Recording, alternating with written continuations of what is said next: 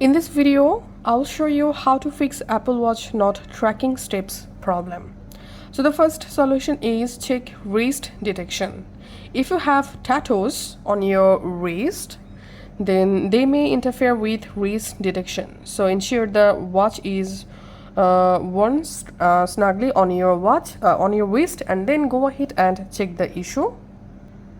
And the next solution is calibrate your Apple Watch. To calibrate, go for an outdoor walk or run for about 20 to 25 minutes. This helps the watch learn your stride length and improve accuracy.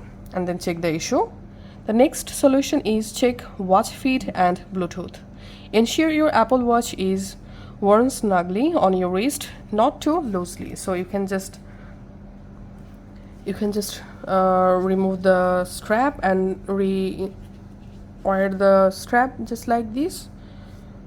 And then after that, go ahead and check your fitness tracking steps working or not. And after that, go to your iPhone settings and just tap on Bluetooth and make sure your Bluetooth is turned on and your Apple Watch is connected. And the next solution is make sure your fitness tracking is enabled on your both Apple Watch and iPhone. To check it out, go to your Apple Watch app screen, open settings. In settings, scroll down and open privacy and security. Here scroll down, open motion and fitness, and here make sure your fitness tracking is turned on. Now go to your iPhone watch app. From My Watch, scroll down, open privacy, and here scroll down and enable fitness tracking.